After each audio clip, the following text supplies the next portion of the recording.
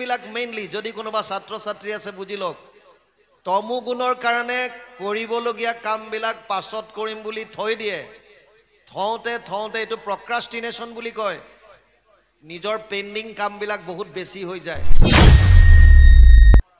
যেটো কৰ্তব্য কৰ্ম কৰি যাব লাগে সমাজৰ কাৰণে বিনা দ্বিধাই কৰি যাওক আপোনাৰ যেটো পাবলগীয়া আছে এটো ভগৱন্তই দিব কোনোবা এজন মানুহক 1 কেজি চাউল দি 5টা মানুহে সেলফি লৈছে কি লাভ পাব্লিশটো বেছি কৰিব বিচাৰিছা হাত্তিকতাত কাম নাই দান যদি দিব বিচাৰিছা দাতব্যম ইতি যদ্দানম দিয়তে অনুপকাৰিনে দেশে কালে চ পাত্ৰে চ তদ্দানম সত্তিকম স্মৃতম সপ্তদশ অধ্যায় 20 নম্বৰ শ্লোক গীতা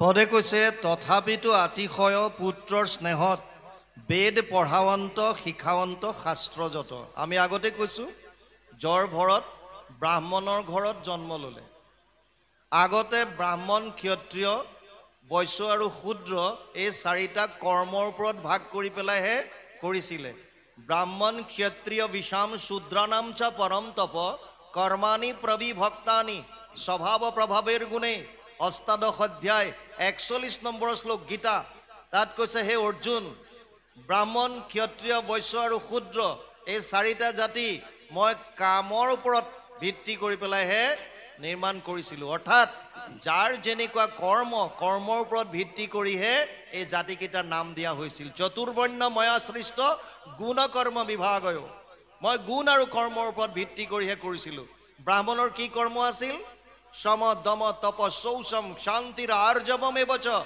জ্ঞান বিজ্ঞান আস্তিক্যম ব্ৰহ্ম কৰ্ম স্বভাৱজ অষ্টাদশ অধ্যায় 42 নম্বৰ শ্লোক গীতা তাত কৈছে 9টা গুণ ব্ৰাহ্মণৰ কি দিছিল সম মানে মনৰ ওপৰত কন্ট্ৰোল মনৰ ওপৰত সংযম দম ইন্দ্ৰিয়ৰ ওপৰত দমন সম দম তপ মানে সাধনৰ কাৰণে কষ্ট সহিব পৰা 3 ধৰণৰ তপ কায় মন আৰু বাণী 3 ধৰণৰ তপ আছে শাৰীৰিক তপ বাংময় তপ আৰু মনৰ তপ সপ্তদশ অধ্যায় 14 15 16 3টা শ্লোকত দিছে কেনেকুৱা তপ হ'ব সমদম তপ শৌচম পবিত্ৰতা ব্ৰাহ্মণ সকলৰ পবিত্ৰতাৰ গুণ থাকিব লাগিব পবিত্ৰতা 2 ধৰণৰ শৌচম সদিবিধম প্ৰোক্তম বাহ্যম অভ্যন্তৰম তথা মৃজলাভ্যাম স্মৃতম বাহ্যম ভাৱশুদ্ধি তথান্তৰম 2 ধৰণৰ পবিত্ৰতা আছে এটা হৈছে বাহ্যিক আৰু এটা হৈছে আভ্যন্তৰীণ আমি বাহ্যিক পবিত্ৰতাত সকলোৱে গুৰুত্ব দিওঁ বেছি কিন্তু ভাৱৰ শুদ্ধতাত গম নিদিওঁ গুৰুত্ব নিদিওঁ কিন্তু সমাজ এখন শুদ্ধ ৰূপত সুন্দৰ ৰূপত প্ৰতিষ্ঠা কৰিবলৈ বাহ্যিক শুদ্ধতাতকৈ বেছি শুদ্ধতাৰ প্ৰয়োজন ভাৱৰ শুদ্ধতা এটা সুন্দৰ মনৰ মানুহেহে এখন সুন্দৰ সমাজৰ কল্পনা কৰিব পাৰে যদি মনটোতে শুদ্ধতা নাই আমি ইজনে সিজনৰ প্ৰতি ঈৰ্ষা দ্বেষ যদি পুহি ৰাখিছো মনত তেতিয়া সুন্দৰ সমাজৰ কল্পনা আমি কৰিব নোৱাৰিম এটো এটা অলিক কল্পনা মাত্ৰ সম দম তপ শৌচম শান্তি ব্ৰাহ্মণ সকলৰ ক্ষমা গুণ থকাটো অতি প্ৰয়োজন শান্তি ক্ষমা আৰ্জবম তেওঁলোক অতি সৰল জীৱন যাপন কৰিব লাগে সৰল জীৱন আৰু জ্ঞানম বিজ্ঞানম আস্তিক্যম জ্ঞান মানে জনা আধ্যাত্ম বিদ্যাখিনি ভাল ধৰণে জনা বাকিটো জ্ঞান বুলি কোৱাই নাই আধ্যাত্ম বিদ্যা নিত্যত্বম তত্ত্ব জ্ঞানাৰ্থ দৰ্শনম এতৎ জ্ঞানম ইতি প্ৰোক্ত অজ্ঞানম যততো অন্যথা ত্ৰয়োদশ অধ্যায় 11 নম্বৰ শ্লোক গীতা হে অৰ্জুন কেৱল অধ্যাত্ম জ্ঞানকহে জ্ঞান বুলি কৈছে অধ্যাত্ম মানে মই কোন মানে আত্মা পৰমাত্মা কি আত্মা কি এইবিলাকৰ বিষয়ে যেটো জানে এইটোকে আসল জ্ঞান বুলি কৈছে বাকি যিমান ডিগ্ৰী আছে কাম নাই বুলি কৈছে সব অজ্ঞান ত্ৰয়োদশ অধ্যায় 11 নম্বৰ শ্লোক গীতা সম দম তপ শৌচম শান্তিৰ আৰ্জবম এবচ জ্ঞানম বিজ্ঞানম প্ৰেক্টিকেল অকল জানিলে নহব আচৰণত আনিছে নে নাই জ্ঞানটোতো আপুনি জানে কিন্তু যেটো জ্ঞান পাইছে তাক প্ৰেক্টিকেল কৰিছে নে নাই আচৰণত আনিছে নে নাই যদি অনা নাই তাৰ কাৰণে এটো অৰ্থহীন আৰু শেষত কৈছে আস্তিক্যম প্ৰভু ভগৱন্তৰ প্ৰতি বিশ্বাস ভগৱানৰ প্ৰতি বিশ্বাস ভক্তি এইকেইটা গুণ থাকিলে 9টা গুণ থাকিলেহে তেওঁক ব্ৰাহ্মণ আখ্যা দিছিল ব্ৰাহ্মণ ব্ৰাহ্মণৰ মূল কাম জ্ঞান অৰ্জন কৰিব, বাকী 3টা শ্ৰেণীক জ্ঞান দান কৰিব, মূল কাম। ক্ষত্ৰিয় শৌৰ্য তেজ ধৃতিৰ দক্ষ যুদ্ধে চাপি অপলায়নম দানম ঈশ্বৰ ভাৱচ্চ ক্ষাত্ৰ কৰ্ম স্বভাৱজম। অষ্টাদশ অধ্যায় 43 নম্বৰ শ্লোক গীতা। তাত কৈছে, হে অৰ্জুন, যিবিলাক ক্ষত্ৰিয় তেওঁলোকে শৌৰ্য বীৰ থকা, যাতে 3টা শ্ৰেণীক বাকী 3টা জাতিক ৰক্ষণাবেক্ষণ দিব পাৰে, নিজৰ বাহুৰ ওপৰত যাতে বিশ্বাস থাকে, সেইটো হৈছে ক্ষত্ৰিয়। দান কৰিব যাতে পাৰে, অভিমান অভিভাৱকৰ যিটো ভাৱ, যিটো সকলো 3টা জাতিক পালন কৰিব পৰা যিটো ভাৱ, এইখিনি যাতে থাকে, যুদ্ধত যাতে পলাই নাযায়, এই কোৱালিটি কেইটা থাকিলে তেওঁলোকক ক্ষত্ৰিয় বুলি কৈছিল। অৰ্থাৎ যি 3টাক ৰক্ষণাবেক্ষণ দিব পাৰে মূলত। কৃষি গৌৰক্ষ বাণিজ্যম বৈশ্যকৰ্ম স্বভাৱজম পৰিচাৰ্যাত্মকম কৰ্ম শূদ্ৰস্যাপি স্বভাৱজম। অষ্টাদশ অধ্যায় 43 নম্বৰ শ্লোক, 44 নম্বৰ শ্লোক। অষ্টাদশ অধ্যায়ত কৈছে, তাত কৃষি গৌৰক্ষ আৰু বাণিজ্য, যোনে বাকী 3টা শ্ৰেণীক খাদ্যৰ যোগান দিছিল, সেইকেইজনক বৈশ্য বুলি কৈছে। বেপাৰ বাণিজ্য, খেতি বাতি, কৃষি, গৰু ছাগলী পালন কৰা, এইখিনি কাম যোনে কৰি পেলাই বাকী 3টাৰ কাৰণে খাদ্যৰ সম্ভাৰ যোগান কৰিব পাৰিছিল, তেওঁলোকক বৈশ্য বুলি কৈছিল। আৰু যি এই 3টা শ্ৰেণীকে সেৱা কৰিব পাৰিছিল, সেৱা ভাৱ, সেইসকলক কৈছিল শূদ্ৰ বুলি। ইয়াত কোনোটো শ্ৰেণী ডাঙৰ নহয়, কোনোটো সৰু নহয়, কৰ্ম অনুসাৰী তেওঁলোকক বিশেষ এটা মাত্ৰ নাম দিছে, এটা আনটোৰ পৰিপূৰক। কিন্তু সময়ৰ সোঁতত চব এতিয়া জন্মৰ লগত হৈ গ'ল, জন্মত আহিছে, গতিকে যেনেকুৱাই নহওক কোৱালিটি থাকক নাথাকক, সেইজনকে আমি উচ্চ জাতি, নিজ জাতিত যদি এজন বহুত উচ্চ গুণ সম্পন্ন ব্যক্তিও থাকে, তথাপিও তেওঁক আমি নিজ বুলি সেৱা কৰোঁ। শাস্ত্ৰ এইবিলাক কোৱা নাই। যদি নিজ কুলতো কোনোবা জন্ম হৈ ব্ৰহ্মজ্ঞান যদি লাভ কৰিব পাৰিছে, তেতিয়াহ'লে তেওঁক ব্ৰাহ্মণ আখ্যা দিবলৈ শাস্ত্ৰই কৈছে। আৰু তেনেকুৱা উদাহৰণ আছে আমাৰ শাস্ত্ৰত। আপোনালোকে এজন বিশ্বামিত্ৰক পাব, ক্ষত্ৰিয় হয়, ব্ৰহ্ম হৈ গ'ল জীৱন্ত অৱস্থাত। কিয়? নিজৰ কোৱালিটিৰ দ্বাৰা। এতিয়া ইয়াত বাপেকে শিক্ষা দিছে, কাৰণ তেওঁ ব্ৰাহ্মণ। ব্ৰাহ্মণ যিহেতুকে নিজৰ পিতেকক জ্ঞান দিছে। কি জ্ঞান দিছে? তথাপিতো আতিশয় পুত্ৰৰ স্নেহত বেদ পঢ়াৱন্ত শিখাৱন্ত শাস্ত্ৰ যত। শাস্ত্ৰৰ কথাবিলাক শিকাব বিচাৰিছে। কাক? জৰ ভৰতক। এইমতে শিখাৱন্ত ধৰ্ম কৰ্ম যত নভৈলে কটান মনোৰথ সমাপত। যদিও শিকাইছে, ভৰতেতো চবেই জানে, কিন্তু তেওঁ একো নজনাৰ ভাও ধৰি থাকে। মোহৰ আগত পুত্ৰ নভৈল পণ্ডিত, জানিলো বিধাতা মোক কৰিলে বঞ্চিত। হেন অসন্তোষে দ্বিজ তথাত আচন্ত, ভৈল আয়ুক্ষয় পাছে দেহা চাৰিলন্ত। পিতেকটো যদি ভবামতে নহয়, মাক বাপেকৰ মনত বহুত দুখ হয়। আমি সন্তানক লৈ বহুত জল্পনা কল্পনা কৰোঁ, এনেকুৱা কৰিম তেনেকুৱা কৰিম, মোৰ ল'ৰা এনেকুৱা হ'ব তেনেকুৱা হ'ব। যদি আপুনি ভবামতে, আপোনাৰ অনুকূল মতে যদি সন্তান নহ'ল, তেতিয়াহ'লে আমি ভাগি পৰোঁ দুখত। সেইকাৰণে বিশেষকৈ পুত্ৰৰ প্ৰতি হওক, পত্নীৰ প্ৰতি হওক, স্বামীৰ প্ৰতি হওক, আসক্ত হ'বলৈ যে মানা কৰিছে, মূল কাৰণবিলাক এইবিলাক। কথাবিলাকৰ তাৎপৰ্যবিলাক বুজি যাব। চাওক, এটা বটলত যদি মৌজোল থয়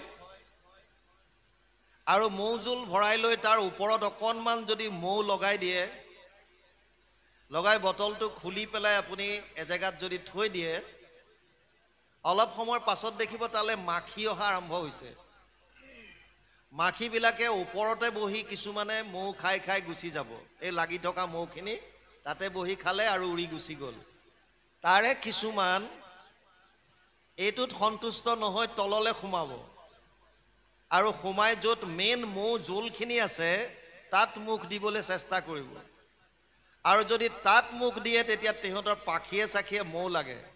মৌ লগাৰ পাছত ই উৰিব নোৱাৰা হয় আৰু ফলত তাতে মৃত্যু হয়। সেইটো হৈছে আসক্তি। নদী এখনত নাও থাকে, ই একো ডাঙৰ কথা নহয়, নাও পানীতেই থাকে, কিন্তু যেতিয়া নাওখনত পানী সোমোৱা আৰম্ভ হৈ যাব তেতিয়া এইটো ভয়াৱহ চিন্তাৰ বিষয় হৈ যায়। আপুনি আপোনাৰ পুত্ৰ পৰিবাৰ কন্যা যত যিমান আছে যাক আমি আপোন বুলি এখন মনৰ সংসাৰ বনাই লৈছো, কৰ্তব্যবিলাক কৰক প্ৰত্যেকৰ কাৰণে, যাক যেনেকুৱা যি কাম কৰিবলৈ আছে চব কৰক, 100% কৰক। নিয়তম কুৰু কৰ্ম ত্বম কৰ্ম জায়হিয় কৰ্মন শৰীৰ যাত্ৰা পিছতে ন প্ৰসিদ্ধেদ কৰ্মনি। অৰ্জুনক গীতাত কৈছে 3য় অধ্যায় 8 নম্বৰ শ্লোক, হে অৰ্জুন তই তোৰ কৰ্তব্য কৰ্ম সম্পূৰ্ণৰূপে কৰ। মানুহৰ চকুত যদি সৰু হয় তথাপিও তই চিন্তা নকৰিবি, তই তোৰ কৰ্ম কৰি যা, কিন্তু আসক্ত নহবি। আসক্ত যদি আমি আসক্ত হওঁ তেতিয়াহ'লে দিগদাৰ। বাপেকে জ্বৰ ভৰত এজন পণ্ডিত হোৱাটো বিচাৰিছিল, কাৰণ তেওঁ নিজেও ব্ৰাহ্মণ।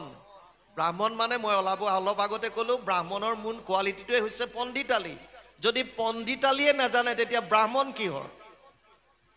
যদি শাস্ত্ৰৰ জ্ঞান নাথাকে, বেদৰ জ্ঞান নাথাকে, একো যদি নাজানে তেতিয়াহ'লে তেওঁক ব্ৰহ্মজ্ঞান নাথাকিলে ব্ৰাহ্মণ বুলি ক'ব নোৱাৰে।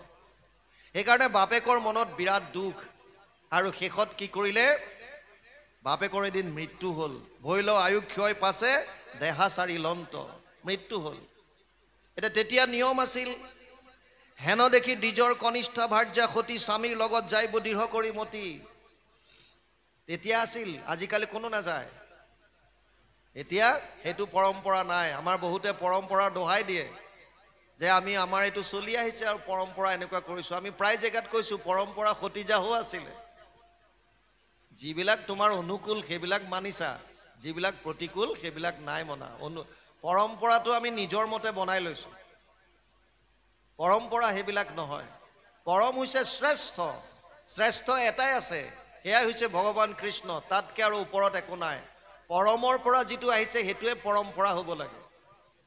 তাৰ পৰা যিমান মাজত আহিছে এইবিলাক মাজৰ পৰা, পৰম্পৰা হ'ব নোৱাৰে। যি কি নহওক, ইয়াত কৈছে সতীয়ে যা দিবলৈ গ'ল, সতীয়ে দিলে, গিৰিয়েকৰ লগতে মৃত্যু হ'ল।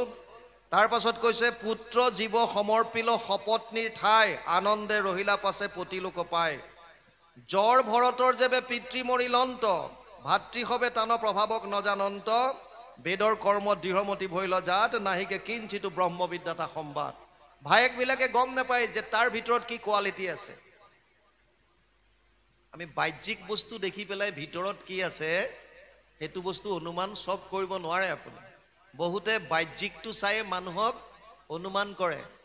যদি কাপোৰ কানি আপোনাৰ অকণমান চিধা চাধা হ'ল, ভাবে যে এইজনে একো নাই, তেনেকুৱা নহয়।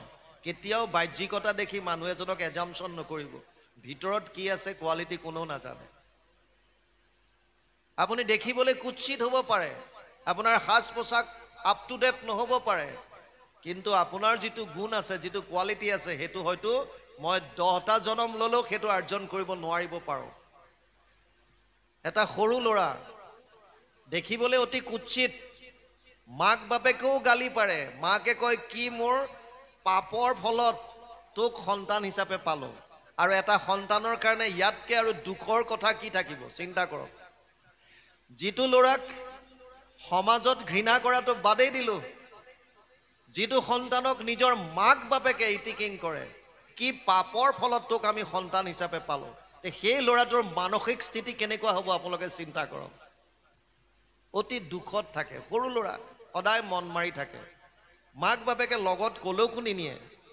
এবাৰ গাঁৱৰ ওচৰলৈকে এখন মেলা আহিল, আৰু সেইদিনা বাপেকে বাকীকেইটা সন্তানৰ লগতে তাক ক'লে, যাওঁ যদি ওলা, ওচৰতে আছে মেলা এখন, চাই আহিবি।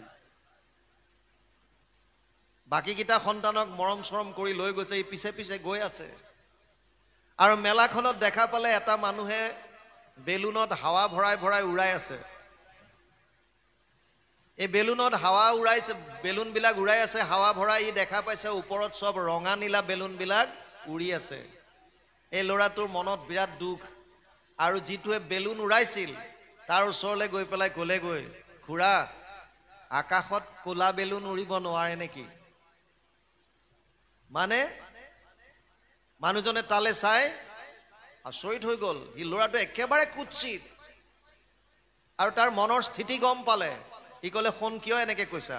কৈছে, নাই আপুনি যিমান বেলুন উৰাইছে চব ৰঙা নীলা হালধীয়া, এইবিলাক ক'লা বেলুন এটাও নাই আকাশত তাৰ মানে আকাশত ক'লা বেলুন উৰিব নোৱাৰে নেকি মানুহজনে ক'লে যে ৰবা তুমি অকনমান ৰবা মই তোমাক ক'লা বেলুন উৰাই দেখুৱাম আৰু সেই বুলি ডাঙৰ ক'লা বেলুন এটাত গেছ ভৰালে আৰু গেছ ভৰাই উৰাই দিলে আকাশত যেতিয়া ক'লা বেলুনটোৱে ৰঙা নীলা বেলুন ফালি চিৰি ওপৰলৈ উৰি গ'ল ই জপিয়াই জপিয়াই নাচি হাত চাপৰি বজাবলৈ ধৰিলে ক'লা বেলুন উৰিব পাৰে ক'লা বেলুন উৰিব পাৰে মানুহজনে তাক ক'লে বোপায় তই কি ভাবিছ এই যে ৰঙা নীলা হালধীয়া বেলুন বিলাক যে উৰি আছে আকাশত ই কি তাৰ ৰঙৰ কাৰণে উৰিছে বুলি ভাবিছ নেকি কৈছে মই নাজানো কিন্তু মই এটাই দেখিছো যে আকাশত যিমান বিলাক বেলুন উৰাইছে মানুহে সব ৰঙা নীলা হালধীয়া বগা এইবিলাক আছে ক'লা বেলুন এটাও নাই বোলে নহয় বোপায় ইয়াৰ ভিতৰত মই যেটো গেছ ভৰাইছো সেই গেছটো সাধাৰণ গেছতকে পাতল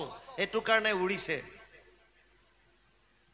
এজন মানুহৰ ভিতৰত থকা যিখিনি কোৱালিটি যিখিনি গুণ এই গুণটোহে মানুহটোক সমাজত ওপৰ আসনলৈ লৈ যায় নাকি তাৰ বাহ্যিক ৰূপ দেখিবলৈ কেনেকুৱা কি কথা এইবিলাক গুৰুত্ব নাই তাৰ ভিতৰত কোৱালিটি কি আছে ভিতৰত বস্তুটো কি আছে ক'লা বেলুনটোৰ ভিতৰত যেটো বস্তু আছে এইটোহে তাক ওপৰলৈ লৈ গৈছে বাহ্যিকটো কথা নাই ভায়েকহঁতে বুজি নেপালে জ্বৰ ভৰতৰ ভিতৰত কি আছে আৰু সেই কাৰণে তাক সাইড কৰা হল যে ইয়াক আৰু বুজাই লাভ নাই কাৰণ দেউতাই বহুত চেষ্টা কৰিলে নোৱাৰিলে গতিকে ই তাৰমানে ব্ৰহ্মবিদ্যাটো বাদ দে একোৱে নাজানিব ই জীৱনত ই একোৱে কৰিব নোৱাৰিব আমাৰ বহুতো মাক বাপেকে কত জীৱনত একো কৰিব নোৱাৰিব তই তোৰ দ্বাৰা এটো নহব কেতিয়াও নকব কাকো নকব আমি নোৱাৰ নকৰিবি নাযাবি এটো তই নোৱাৰ এফালে নাযাবি অমুক নকৰিবি তমুক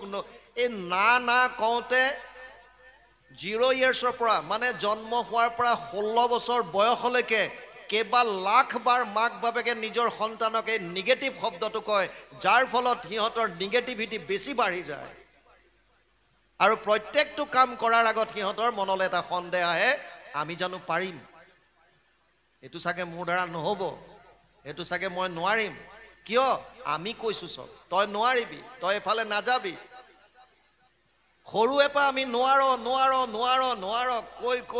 কৈ এহঁতক মনটো নিগেটিভিটিৰে ভৰাই পেলাইছো ঋণাত্মক চিন্তাধাৰাৰে ভৰাই পেলাইছো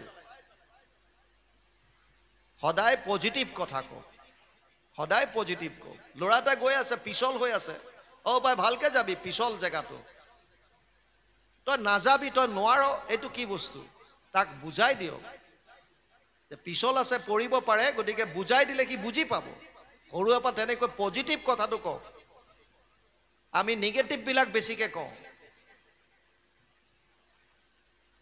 ইয়াত এতিয়া ককায়েকহঁতে গম পালে ভাতৃসবেতান প্ৰভাৱক নজানন্ত বেদৰ কৰ্ম দৃঢ়মতি ভৈল জাত নাহিকে কিঞ্চিতো ব্ৰহ্মবিদ্যাতা সম্বাত ইটো জড়হমতি ভাতৃ সাক্ষাতে পাগল ইহাক শিখাইবে আৰু নাহি কিছু ফল ইহা গুণী টাংক আৰু শিখাইতে নিদিল ভৰতেও হেনমতে চেষ্টা চৰিল ভাবিলে এটো জড়হমতি এটা ইয়াক আৰু শিকাই লাভ নাই সেইকাৰণে বাপেকটো অলৰেডি মৃত্যু হল মাকৰ মৃত্যু হল ভায়েকহঁতো তাক আৰু শিকুৱা মেলাৰ চেষ্টা কৰাটো বাদ দিলে আৰু ভৰতেও নিজৰ যেটো প্ৰচেষ্টা জ্বৰ হিচাপে থকাৰ সেই আচৰণটোকে অব্যাহতি ৰাখিলে পদে কৈছে পশু বুদ্ধি নৰে তাৰ নজানন্ত তত্ত্ব বোলে কলা বোবা অসাধন উন্মত্ত যেই জীৱা বোলে আচৰন্ত সেহি মত আপোনাৰ ইচ্ছাতান নাহি স্বৰূপত জ্বৰ ভৰতে যে এক্টিং কৰি আছে আমাৰ পশু বুদ্ধি মনুষ্যবিলাকে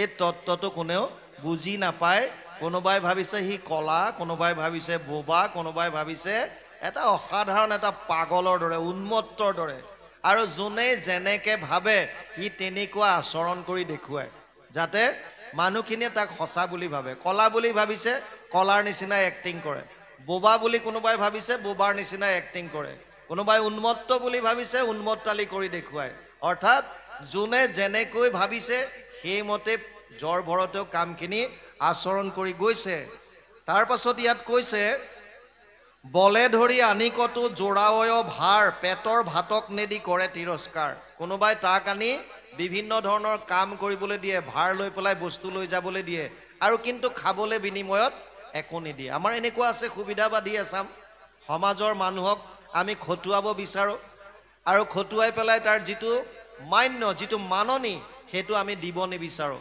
বহুতে চাব ঠেলাৱালা ৰিক্সাৱালাৰ লগত কাজিয়া কৰে, ক'ৰবালৈ গৈ পেলাই কিবা এটা যে দিব লাগে, কষ্ট কৰি আহিছে, সেইটো নিদিয়ে, তাৰপিছত উল্টাই আকৌ কাজিয়া পেচাল। ঠিক তেনেকৈ ইয়াত কৈছে জ্বৰ ভৰত, গতিকে সি নিজে একো নাজানে, তাক আনি তাৰ দ্বাৰা কামবিলাক কৰোৱাই, কিন্তু কৰোৱাই পেলাই তাক উচিত একো নিদিয়ে, তাক খাবলৈ ভাতকেইটাও নিদিয়ে।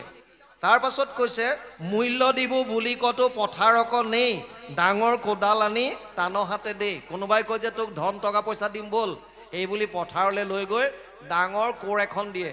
আৰু জ্বৰ ভৰতে জানে যদি মই প্ৰপাৰলি কোৰ মাৰোঁ তেতিয়াহ'লে ইহঁতে মোক আৰু খটুৱাব। সেইকাৰণে এফালৰ পৰা কোৰ মাৰি যায়, যদি দ আছে আৰু দ কৰে, বাম আছে যদি তাতে মাটি পেলাই যায়, যাতে মানুহখিনিয়ে বুজি পায় যে ই এইবিলাক একো বুজি নাপায়, একেবাৰে একো নাজানে। নহ'লে যদি সমানকৈ কোৰ মাৰি দিব পাৰে, ওপৰৰ পৰা কাটি যিখিনি ওখ সেইখিনি যদি কাটি দত পেলাই সমান যদি কৰিবই জানে, জানিব যে ইয়াৰ বুদ্ধিয়ে কাম দিছে, কিন্তু ই এফালৰ পৰা খান্দি কৰি লৈ যায়। ইয়াত কৈছে একভিতি কৰি নেন্ত যাকে জৈতে পাৱে, খাল বাম আদি কিছু বিচাৰি নচাৱে কেহু বোলে আজি দিবু দিয়া, ইটো কৰ্ম কৰি অন্ন জল লাগে মানে দিবু পেট ভৰি। কিছুমানে কয় যে তই এইটো কৰি দে, তোক আজি যি লাগে খাবৰ কাৰণে অন্ন জল যত যিমান লাগে তোক মই দিম। এহিমতে জীৱা যেইমতে প্ৰৱৰ্তাৱে, নাহি অহংকাৰ আচৰন্ত সেহি ভাৱে। যোনে যি ধৰণে য'ত লগাই থয় জ্বৰ ভৰতে সেই কৰ্মটোকে কৰি যায়। কোনো দায়াবন্তজনে কৰিয়া যতন, দুগ্ধ শ্ৰেণী মিশ্ৰ কৰি দেই দিব্যন। সমাজত যেনেকৈ বেয়া মানুহো আছে, ভাল মানুহো আছে, নহ'লে সমাজ এখন কেতিয়াও নচলে। আপুনি এটা কথা বুজি লওক, আপোনালোকৰ গাঁওখনতে ধৰি লওক ৰাইডিঙীয়া অঞ্চলটোত যেনিবা 1000টা পৰিয়াল আছে, কেইবাখনো গাঁও আছে, ইয়াত যেনিবা 1000টা পৰিয়াল আছে। এতিয়া যদি আপোনালোকে চাই এই 1000টা পৰিয়ালত বা এই ৰাইডিঙীয়া অঞ্চলত ভাল মানুহো আছে, বেয়া মানুহো আছে। একেটা জেগাত একে বায়ু পানী সেৱন কৰি একে ধৰণৰ পৰিৱেশত থকাৰ পাছত এইটো কেনেকৈ সম্ভৱ যে কোনোবা ভাল আৰু কোনোবা বেয়া? একে মাক বাপেকৰ একেখন ঘৰত 5টা সন্তান হ'লে 5টা সন্তানৰ চৰিত্ৰ বেলেগ বেলেগ হয়, ই কেনেকৈ সম্ভৱ? একেই মাক একেই বাপেক, একেই খাদ্য, একেই পৰিৱেশ, একেই আচৰণ, তথাপিও কোনোবা ভাল হৈছে কোনোবা বেয়া হৈছে, কেনেকৈ সম্ভৱ? আমাৰ সমাজত ভাল কামো হৈ আছে বেয়া কামো হৈ আছে, কেনেকৈ সম্ভৱ? চাওক, তত্ত্ববিলাকলৈ যাব। আমি যি কৰ্ম কৰোঁ, কৰ্মবিলাক আমাৰ ভাৱ অনুসৰি কৰোঁ। যাৰ যেনে ভাৱ তাৰ তেনে কৰ্ম। আপোনাৰ মনলৈ যেনেকুৱা ভাৱ আহে আপুনি তেনেকুৱা কৰ্ম আচৰণ কৰে। যিকোনো কৰ্ম এটা কৰাৰ আগত মানুহৰ মনলৈ এটা ভাৱ আহে। ধৰি লওক আজি ৰাতিপুৱা আপোনালোকৰ মনলৈ ভাৱ আহিছে যে গাঁৱৰ নামঘৰত ভাগৱত হ'ব, গতিকে সোনকালে যাব লাগে, আৰু সেইকাৰণে আপোনালোকে ঘৰুৱা আহি যিখিনি কাম আছে সেইখিনি সোনকালে কৰি মেলি ধৰক ওলাই আহিল। কোনোবাই আকৌ দুপৰীয়া ভাবিছে নহয় অন্নমুঠি ল'লোঁ, এতিয়া ঘৰলৈ যাওঁ, ঘৰত থকা কামখিনি কৰি মেলি আকৌ আহিব লাগিব, আকৌ তেওঁলোক সেইমতে গৃহলৈ গুচি গ'ল। কোনোবাই হয়তো ভাবিছে যে বছৰত এবাৰেই ভাগৱত পাইছোঁ, গতিকে ঘৰলৈ নাযাওঁ, পুৰা দিনটো শুনিম। যাৰ যেনেকুৱা ভাৱ ই তেনেকৈ কৰ্ম আচৰণ কৰি আছে। ডাঙৰ কথা হ'ল ভাৱবিলাক আহে ক'ৰ পৰা? কাৰণ এইখন সমাজতে ভাল কামো হৈ আছে বেয়া কামো হৈ আছে। আপুনি ইলেক্ট্ৰনিক মিডিয়া নিউজটো যেতিয়া খোলে দেখা পাব যে একেখন সমাজত বহুতে ভাল কাম কৰি আছে, বহুতে বেয়া কাম কৰি আছে। সম্ভৱ কেনেকৈ হয়? এইটো সম্ভৱ হৈছে আমাৰ ভাৱ অনুযায়ী। এতিয়া ডাঙৰ কথা প্ৰশ্ন আহিছে, ভাৱবিলাক ক'ৰ পৰা আহে? প্ৰথম জানি লওক, মানুহৰ মনলৈ 24 ঘণ্টাত 1200ৰ পৰা 60,000টা ভাৱ আহে। এইটো আমেৰিকান এটা এজেঞ্চিয়ে ৰিচাৰ্চ কৰি উলিয়াইছে। মানুহৰ মনলৈ মেক্সিমাম 60,000টা ভাৱ আহে এদিনত 24 ঘণ্টাত, আৰু তাৰে শতকৰা 80টা বেয়া চিন্তা, ব্যৰ্থ চিন্তা। কেৱল 100টাৰ ভিতৰত 20টা চিন্তাহে মানুহৰ মানলৈ ধনাত্মক চিন্তা বা পজিটিভ থট আহে ভাল চিন্তা আহে 100টাৰ ভিতৰত কেৱল 20টা 80টা চিন্তাই আমাৰ ঋণাত্মক নিম্নগামী তললৈ নিব সেইকাৰণে সমাজ এখন বেয়াৰ ফালে যোৱাটো স্বাভাৱিক যদি আমি তেওঁলোকক এই সমাজখনক অৰ্থাৎ আমাৰ মনৰ ভাৱক যদি আমি প্ৰতিৰোধ কৰিব নোৱাৰো কেনেকৈ কৰিম আধ্যাত্মিক জ্ঞানৰ দ্বাৰা অৰ্জুনক কৈছে হে অৰ্জুন আগতে বুজিল তোৰ মনলৈ ভাৱ কৰ পৰা আহে বুদ্ধি জ্ঞান সম্মোহ ক্ষমা সত্যম সমদম সুখম দুখম ভাবো অভাবো ভয়চ ভয়মেবচ অহিংসা সমতা তুষ্টি তপো দানম যশো অজসহ ভবন্তি ভাবভূতানাম মত্তৈব পৃথক বিধা 10ম অধ্যায় 4 আৰু 5 নম্বৰ শ্লোক গীতা হে অৰ্জুন তোৰ মনলৈ যিমান ভাৱ আহে বুদ্ধি জ্ঞান অসম ক্ষমা সত্য সম দম সুখ দুখ সৃষ্টি প্ৰলয় অহিংসা সমতা তুষ্টি তপ দান যশ অযশ যিমান ভাৱ সব মোৰ পৰা আহে ভগৱানৰ পৰা আমাৰ মনলৈ ভাৱ কেনেকৈ আহিব লিংকটো কি ভগৱানৰ 3টা শক্তি এটাক কৈছে চিত শক্তি বা অন্তৰংগ শক্তি বা পৰা শক্তি যিটোৰ দ্বাৰা কোটি কোটি ব্ৰহ্মাণ্ডৰ সৃজন কৰি আছে সংকল্প মাত্ৰ এটা তেওঁৰ বহিৰংগ শক্তি বুলি কয় যাক আমি মায়া বুলি কওঁ মায়াটো প্ৰভু ভগৱন্তৰ বহিৰংগ শক্তি বুলি কয় বা অপৰা শক্তি বুলি কয় আৰু এটা হৈছে জীৱ শক্তি যাক নিউট্ৰেল বুলি কয় তটস্থ বুলি কয় আমি হলো জীৱ আমাৰ বাহিৰে দুটা তত্ত্ব আছে এফালে ভগৱান অৰ্থাৎ চিত শক্তি আৰু মায়া দুটা তত্ত্ব এই মায়াৰ 3টা গুণ আছে সত্যম ৰজস তম ইতি গুণ প্ৰকৃতি সম্ভৱা নিবধ্নন্তি মহাবাহু দেহে দেহিনাম অব্যয়ম 14th অধ্যায় 5 নম্বৰ শ্লোক গীতা হে অৰ্জুন মোৰ 3টা গুণ আছে সত্য ৰজ আৰু তম সত্য গুণৰ পৰা মানুহৰ মনলৈ সাত্বিক ভাৱ আহে ৰজ গুণৰ পৰা ৰাজসিক ভাৱ আহে তম গুণৰ পৰা তামসিক ভাৱ আহে যদি আপোনাৰ মনটোত সাত্বিক ভাৱ যদি আহিল তেতিয়ালে আপোনাৰ কৰ্মৰাজি সাত্বিক হ'ব সাত্বিক ভাৱ কেনেকুৱা তত্ৰ সত্বম নিৰ্মলত্বাৎ প্ৰকাশক মনাময়ম সুখ সংগেন বদনাতি জ্ঞান সংগেন চানঘ 14th অধ্যায় 6 নম্বৰ শ্লোক গীতা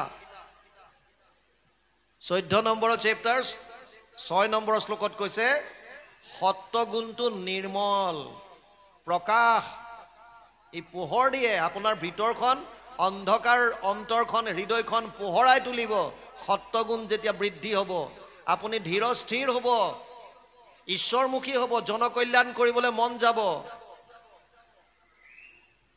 সুখ আৰু জ্ঞানৰ লগত আপোনাৰ দেহাটো বান্ধিব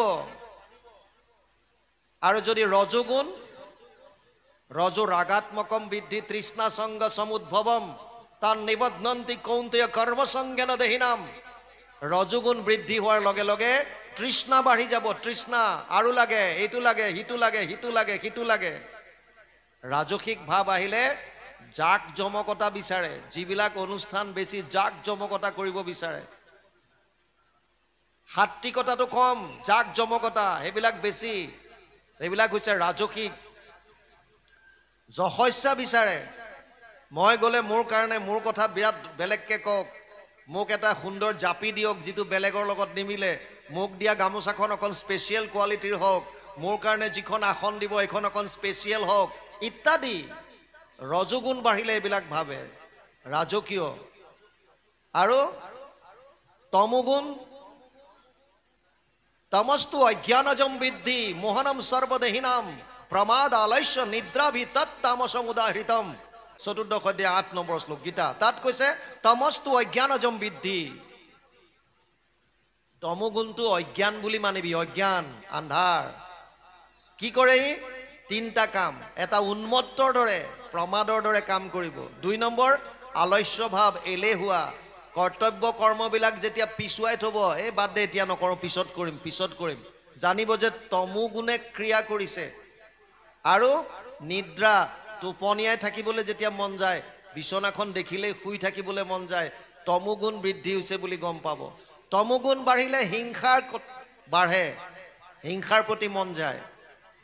আৰু আলস্য ভাৱ এনেকুৱালৈকে আহে, ষ্টুডেণ্টবিলাক মেইনলি, যদি কোনোবা ছাত্ৰ ছাত্ৰী আছে বুজি লওক, তমোগুণৰ কাৰণে কৰিবলগীয়া কামবিলাক পাছত কৰিম বুলি থৈ দিয়ে। থওঁতে থওঁতে এইটো প্ৰক্ৰাষ্টিনেশ্যন বুলি কয়।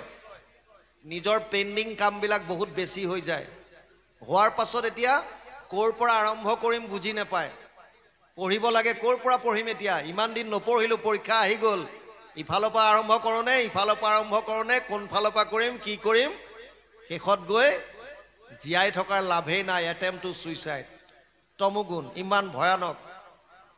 অৰ্জুনক কৈছে যে চৈব সাত্বিকা ভাৱ ৰাজসস্তামচয়ে মত্তৈবেতি তান বিধি নাচা হম তেসু তে মই।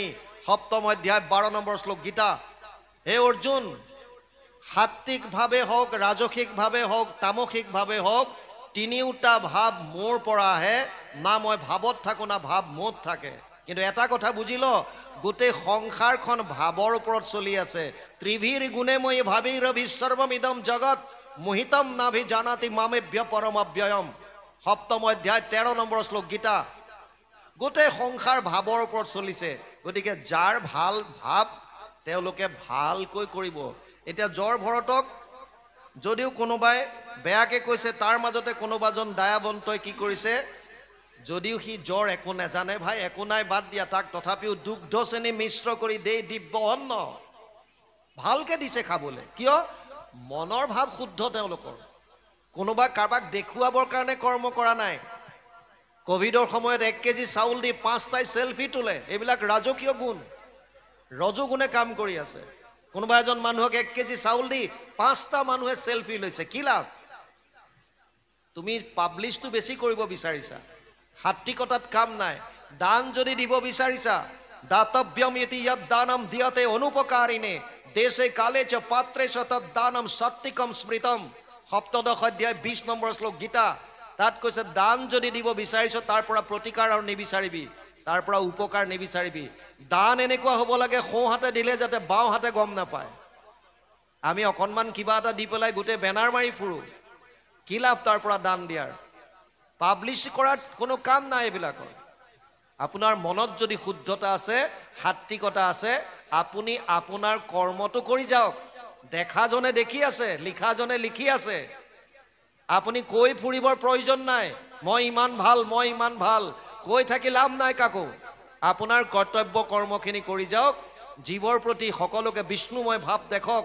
ই কিবা কোন ৰূপত কোন আছে কাকো গম নাপায়। সেইকাৰণে যিসকল তেনেকুৱা সাত্বিক বুদ্ধি মনৰ মানুহ, তেওঁলোকে আনি কোনো দায়াবন্তজনে কৰিয়া যতন দুগ্ধ চেনি মিশ্ৰ কৰি দেই দিব্য অন্ন। তেওঁলোকে এইটো নাভাবে যে মোক কোনোবাই চাবৰ কাৰণে কৰিছোঁ, না। তেওঁলোকে ভাবিছে এইজন এজন একো নাজানা মানুহ, গতিকে এওঁক যিমান পাৰো ভালকে খুৱাও। সেইকাৰণে চেনি দুগ্ধ মিশ্ৰ চব মিলাই দিব্য অন্ন তৈয়াৰ কৰি পেলাই দিয়ে, খোৱা তুমি। সেয়া হৈছে সাত্বিক মনোভাৱৰ মানুহ। কাৰোবাক দেখুৱাবৰ কাৰণে, সমাজত নাম কমাবৰ কাৰণে তেওঁলোকে কৰ্ম কৰা নাই। যিটো কৰ্তব্য কৰ্ম কৰি যাব লাগে সমাজৰ কাৰণে, বিনা দ্বিধাই কৰি যাওক। আপোনাৰ যিটো পাবলগীয়া আছে সেইটো ভগৱন্তই দিব। আপুনি আপোনাৰ কৰ্তব্যটো মাত্ৰ কৰি যাওক। কি ভাৱ ল'ব? সমস্ত ভূতত ব্যাপী আছো মই হৰি, সবাকো মানিবা তুমি বিষ্ণু বুদ্ধি কৰি। এই সত্যটো যোনে মানিব, তাৰ সন্মুখত কোনো পাগল নাই, কোনো জ্বৰ নাই, কোনো অজ্ঞানী নাই, কোনো চোৰ নাই, কোনো ডকাইত নাই। সকলোৰে কাৰণে সমান, সকলোৰে কাৰণে চব সমান। ইভেন কীৰ্তনত ইয়ালৈকে কৈছে, সমস্ত ভূতত বিষ্ণু বুদ্ধি নুহি যাবে, কায়ো বাক্য মনে অভ্যাসী বা এহি ভাবে। তাৰো ওপৰত কৈছে, কুকুৰ শৃগাল গৰ্দত ভৰো আত্মা ৰাম, জানিয়া সবাকো পৰি কৰিবা প্ৰণাম। আৰু কি লিখিব? ইমানলৈকে লিখি থৈ গ'ল আমাক। সমস্ত প্ৰাণীক বিষ্ণু বুদ্ধি কৰিব দিছে। আমি কেৱল সত্যটো উপলব্ধি কৰিব লাগে যে সমস্ত ভূতত বিষ্ণু ব্যাপী আছে। আপোনাৰ মোৰ হৃদয়ত যিটো আত্মা আছে, এই একে আত্মা সমস্ত জীৱত আছে। এই তত্ত্বটো যদি বুজি লওঁ, তেতিয়াহ'লে প্ৰতিটো মুহূৰ্তত আপুনি কাৰো অন্যায় কৰিব নোৱাৰে, আৰু প্ৰতিটো মুহূৰ্তত আপুনি যি কৰ্ম কৰিব বিষ্ণু বুদ্ধিৰে কৰিব, সকলোকে বিষ্ণুময় ভাবি। আৰু তেতিয়া যিজন নেদেখাজনে আপোনাক দেখি আছে সেইজনে আপোনাৰ হিষ্ট্ৰীও লিখি আছে। তেওঁ আপুনি কৰাৰ প্ৰত্যেকটো কৰ্মৰ বিপৰীতে ফলটো আপুনি পাবই।